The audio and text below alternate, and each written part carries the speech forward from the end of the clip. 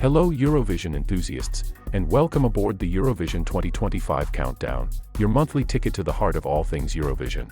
Throughout this series, each month will be your go-to destination for the latest news, updates, and behind-the-scenes glimpses into the world of Eurovision 2025.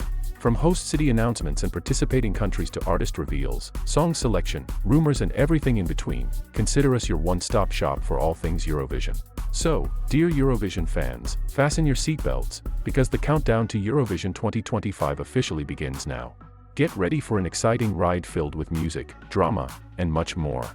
Without further ado, let's kick off the very first episode of Eurovision 2025 Countdown, and dive into the excitement that awaits us.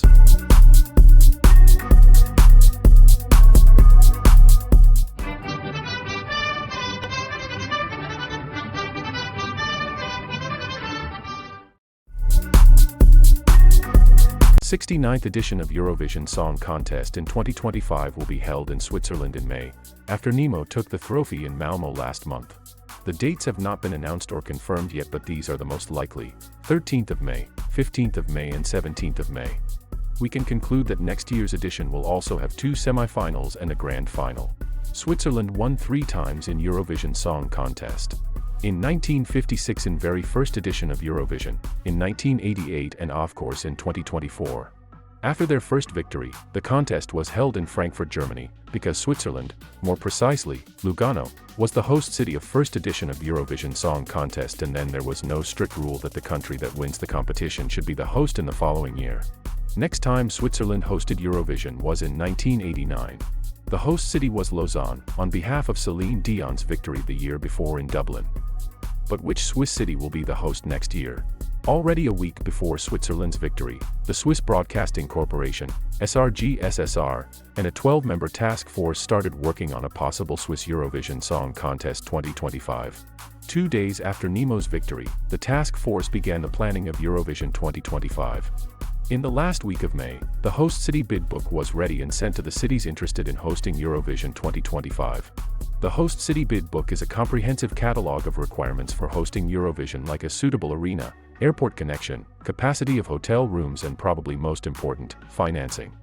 Additionally, the host city needs the infrastructure and venues to host the press center, delegation bubble, Eurovision village, Euroclub, and side events. SRG-SSR has not disclosed how many cities are currently in the race, but venues and officials in Geneva, Zurich, Basel and Sankt Gallen are the first to show interest in hosting the show. Geneva proposing the International Exhibition and Convention Center Palexpo as the venue. It is important to note that Geneva is also home to the EBU's headquarters. The city has an international airport with numerous international flights, an efficient transportation system, and meets the required hotel capacity. In a post, Palexpo expressed, Palexpo, in collaboration with the Geneva authorities, is working to host the event in Geneva in 2025, which will be organized by SSR. A bid dossier has already submitted for the hosting of this event, which is one of the most significant televised events globally. Approximately 32,000 square meters, capable of accommodating nearly 15,000 spectators, can be made available, as well as the entirety of the 3 Congress centers at Palexpo to host more than 2,000 journalists. When it comes to Zurich, their advantage is having the biggest concert hall in Switzerland, the Hallenstadion, with a capacity of around 15,000 spectators.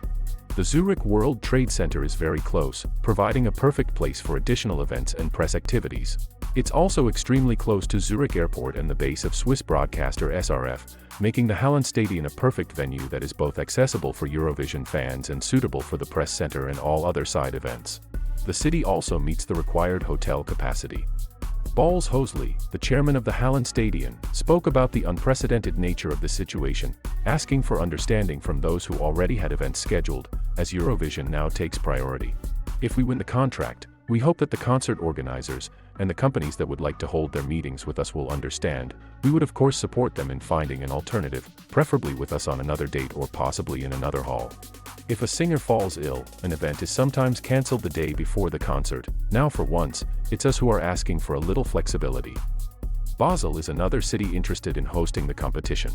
The venue they propose is St. Jakobshalle, with an arena capacity of approximately 12,000 spectators. Besides the arena, there are 5 more halls suitable for the press and other events. The city is situated at the crossroads of 3 countries, Germany, France, and Switzerland, boasting an excellent transportation system. Moreover, Basel is home to an international airport, EuroAirport Basel Mulhouse Freiburg, and is also just 1 hour away from Zurich's airport. St. Gallen has a newly built venue that expressed its willingness to host. Ulma Messen has proposed its Kantonalbank Hall, which is suitable for approximately 12,000 spectators and is in excellent condition. The city has a small airport with limited international flights, but it's only 1 hour away from Zurich International Airport. And what about Bern? Bern is the city that has also been suggested as a potential host city. It has 40 hotels, is well connected with public transport, is located in central western Switzerland, and has the PostFinance Arena, which holds up to 17,000 people, but the majestic Swiss capital is yet to decide if it will be bidding to host the competition. Honorable mention to Biel, the hometown of this year's Eurovision Song Contest winner, which is suggested by Nemo themselves. The interested cities, together with the respective arenas and the cantons, have until the end of June to draw up their bids, and the goal for SRG-SSR is that the host city for Eurovision 2025 will be decided in August. At the end of August, we want to have decided where the Eurovision Song Contest will be held in mid-May 2025, says Eddie Esterman, head of the media at SRG-SSR. Parallel to the host city process, the project structure of Eurovision 2025 is being developed.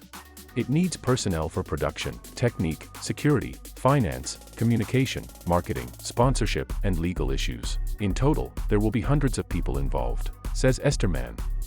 Zurich is currently in the lead with bookies, suggesting 50% chance that they win the race to host. Co-executive producers for Eurovision Song Contest 2025 have been appointed. Reto Peretz from SRF and Moritz Stadler from RTS. The executive board considers the two media managers perfectly suited to the role, and both have long-standing experience with the Eurovision. Reto Peretz is former head of the Swiss delegation and as an elected member of the Eurovision Song Contest reference group from 2019 to 2021, and Moritz Stadler is a longtime employee of the European Broadcasting Union.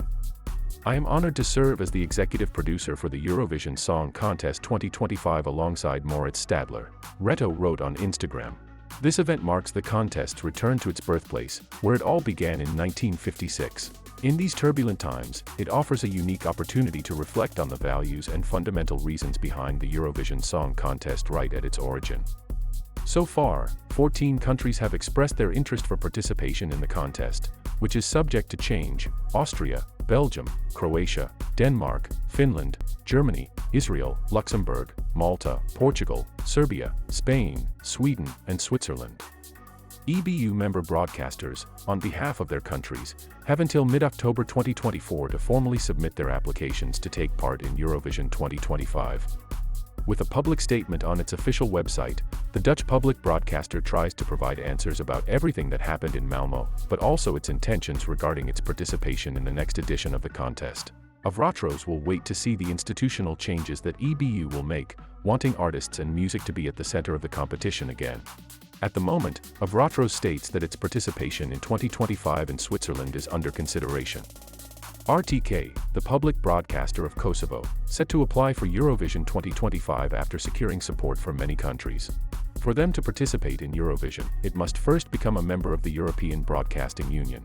While many countries recognize Kosovo's independence, several EBU member states, such as Spain and Serbia, do not recognize it as an independent country, which makes this process more difficult. When it comes to national selections, for year 2025, Belgium is bringing back their edition, Eurosong. Melody Grand Prix 2025 of Denmark will be held on March 1, 2025. Finland stands by its UMK, same as Spain with Benidorm Fest. It was so much going on in just 1 month after Eurovision, but our journey doesn't end here. We'll be back in a few weeks with another thrilling installment of Eurovision 2025 Countdown, bringing you all the latest news, updates, and gossip from the Eurovision world. Is there any information or rumor you know? Which city would you like to host Eurovision 2025? Share with us in the comments section. In the meantime, please hit that subscribe button and ring the notification bell to stay up to date with all our Eurovision adventures. And if you enjoyed today's episode, be sure to give it a thumbs up and share it with your fellow Eurovision fans. Thank you for joining us on this ride, and until next time, keep the Eurovision spirit alive and may the music continue to unite us all. See you next time.